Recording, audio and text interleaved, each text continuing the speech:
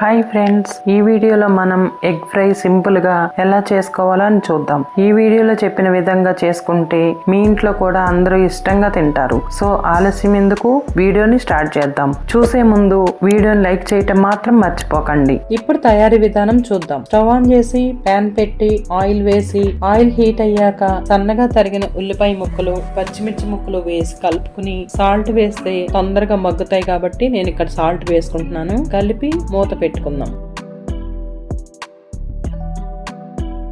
ఇప్పుడు మూత తీసి మధ్య మధ్యలో కలుపుతూ ఉంటే ఈవెన్ గా వేగుతాయి. ఉల్లిపాయ ముక్కలు లేత బంగారు రంగులోకి వచ్చే వరకు వేయించుకోవాలి.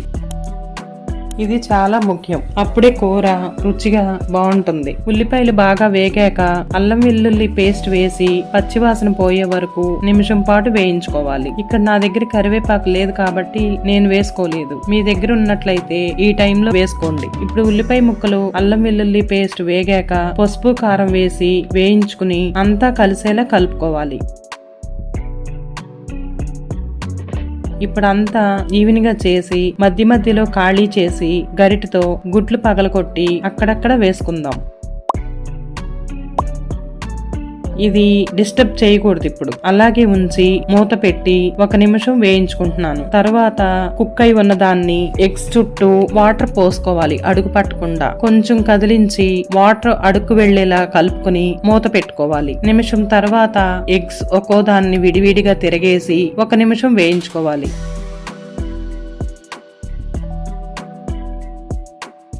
అది మగ్గేలోపు మూత పెట్టుకుని 1 నిమిషం ఉంచి మరొకసారి తిప్పుకుని గరం మసాలా పైన వేసుకుంటే ఎగ్స్ ఫ్రై రెడీ. సో చూసారు కదా, ఈ విధంగా సింపుల్ గా ఇంట్లోనే చేసుకోవచ్చు. ఇలాంటి మరిన్ని వంటలతో మళ్ళీ కలవాలి అంటే ఛానల్ ని సబ్స్క్రైబ్ చేసుకోవటం మాత్రం మర్చిపోకండి. వీడియోని చివరి వరకు చూసిన ప్రతి ఒక్కళ్ళకి థ్యాంక్ యూ సో మచ్.